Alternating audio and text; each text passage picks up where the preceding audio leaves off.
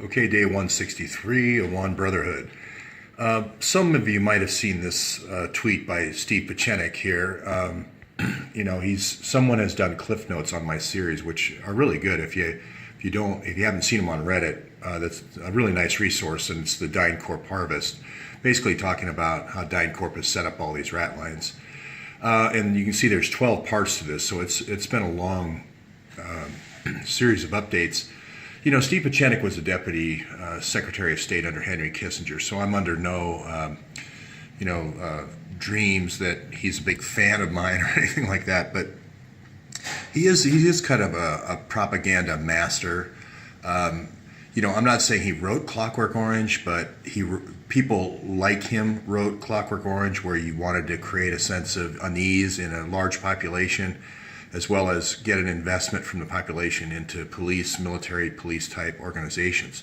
So it just shows kind of a master stroke how, without firing one shot, you can get a whole population to double their budget on spending on police, and at the same time you can convince youths who aren't kind of not going to college, ne'er-do-wells and so forth, to get involved in crime, to run rat lines. So that's what this is all about. So today I'm going to show I'm going to do @RT and @RT UK News again. I decided to take Ava Bartlett off because just to keep it easy. But today I'm going to show the similarities between the Awan brothers and the Javid brothers. Lots of similarities, and the key linkage I'm going to show is through Al Qaeda. Through a branch of that called LET. I won't go into who LET is, but that border that I showed you between Kashmir and Punjab is basically where LET does all of its fighting, and they want that piece of Kashmir back for Pakistan. So all those bombings in Mumbai and the 168 people killed in Mumbai in 2008, and the bombings in 2011, the 3 different bombs, and all that is done by LET. And LET goes way back in time, 35 years as far as that goes. But it's this kind of this will of the Pakistani people to regain the Kashmir that allows this whole drug network to happen. This is the narco-terrorism. This is where you're kind of making moral trade-offs, saying, well, it's okay when people come in with the food stamps cards, and it's okay when they come in with the welfare cards to trade their cards for drugs, because that money, I'm a rich businessman, I live well, flamboyantly, but I'm sending a lot of it back to the homeland to regain that piece of property. And so that's the kind of the rationalization that goes on. So here we have customers going in there. These are people who are on assistance, don't have enough to eat. They're giving the card, let's say it's a $500 card, they're getting $250 back. So what Javid was doing was a 50% scheme. So you have to give your card, you get $250 back. Then the owners of the convenience stores, there was 11 of them, 20 people arrested in all. Then they would go to Sam's Club and buy stuff for their stores. So they would immediately make 50% profit, but then they would also mark up the beer and the wine and all the other items, the cigarettes and so forth, so they would make even more than 50%. So it's almost tripling their money. So that's why this scheme is so attractive to families that are trying to get their kids through a good law school. And you can see here, this is Alabama, step forward, but I guarantee you every state where he has Starco, import-export with his convenience stores, they are running this 50% scheme. All 12 of these stores and all 20 of these people didn't just think that up for themselves one day. They were told and given a modus operandi and so forth. Now the other person you might recognize, well, and here's Riceland Hospice. Some people said, oh, he doesn't own hospice. He doesn't own palliative care like the scheme that was run in Michigan. Well, no, that's not my logo. That's his logo. The other thing is, well, Riceland. You called out Riceland Hospital. You said they, didn't do mental health stuff and so forth. Oh, yeah, they do. There it is, right there. There's their own commercial. I took that off their own website. Behavioral health is the top thing that's listed. And these pain chains that I talked about earlier, these retail pain clinics, are going to be a big part of the Riceland network as well. You may notice this guy, Nick Lampson. He was a congressman. I think he won 4 or 5 terms in Congress. And you can see him here hosting this event where Hillary got $400,000. There were 6 people in the audience in this little stop of Beaumont, Texas. So he was the largest contributor to Hillary last year. Well, you might remember Nick Lampson from starting the caucus in the Republican House for missing and exploited children. He was the guy who started that caucus. That caucus was primarily responsible for the Amber Alert system. The knock, of course, on the Amber Alert system is it's good at finding ambers, but it doesn't send out too many alerts. A lot of people think that it's the exact system that has been used by people in the network to find missing and exploited children to exploit them for trafficking, unfortunately. So we'll come back to Nick Lampson and some of the scandals that he's had a little bit later.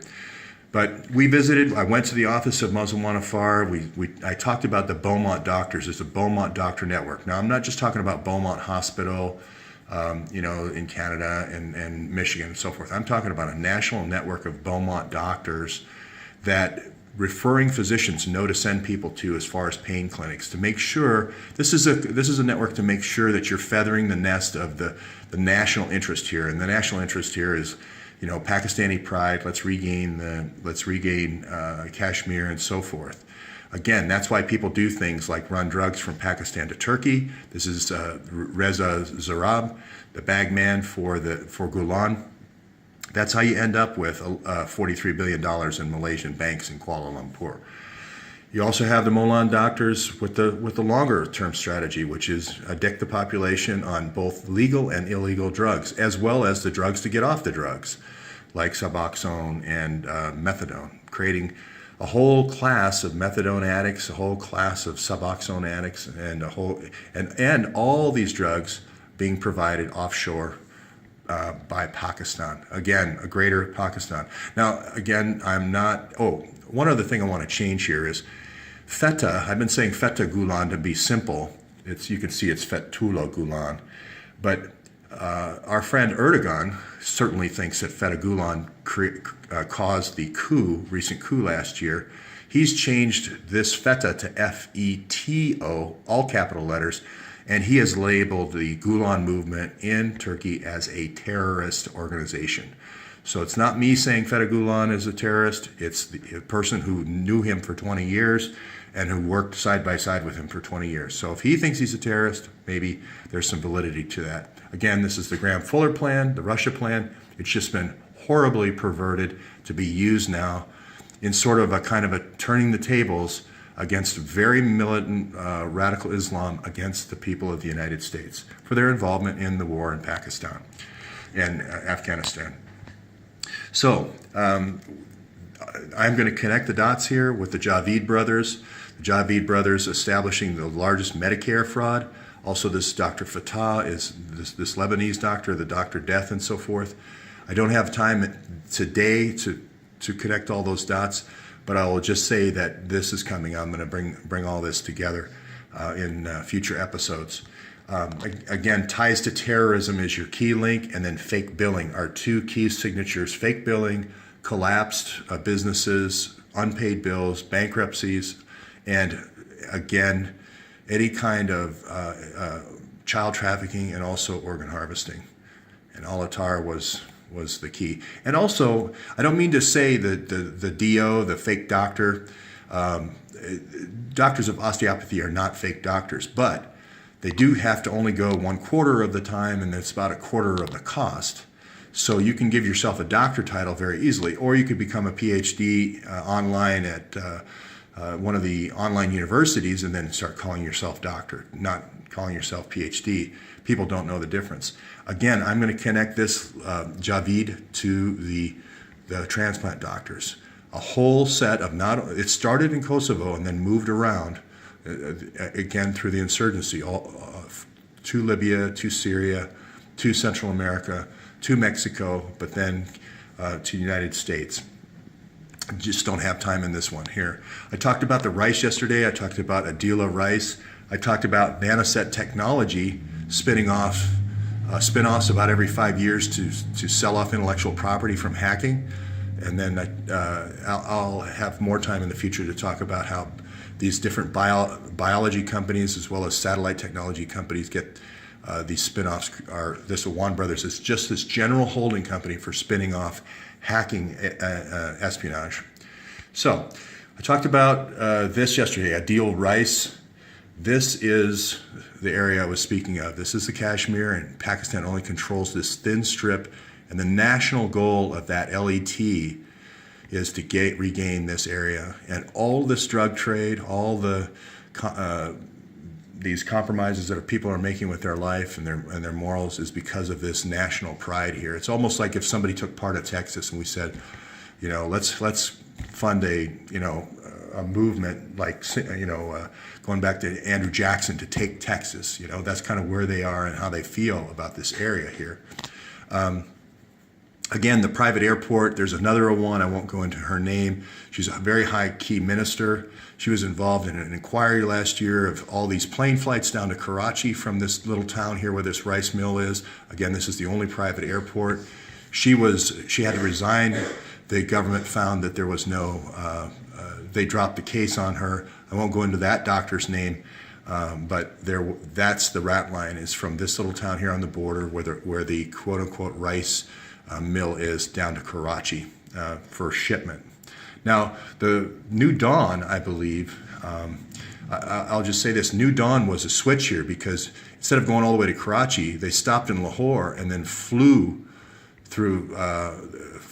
directly to Chicago O'Hare, and that considerably cut the time down on the rat line. It also turns around money faster when you do that, and there's less hands that touch the rice or less hands that touch the mangoes, and therefore you have new profits. So I believe that's what the New Dawn Corporation is.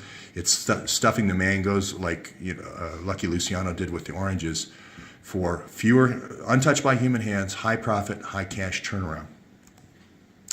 And what else does the Awan brothers share with the Javid brothers? Well, they share murder. They had people murdered. The Awans had, obviously, this used car dealer murdered. They also were able to threaten people in Pakistan with, I'll go to the next slide. This is their Pakistan 111th military training slide, but they threatened people here in the United States. They were also able to threaten the relatives of the stepmother in Pakistan. So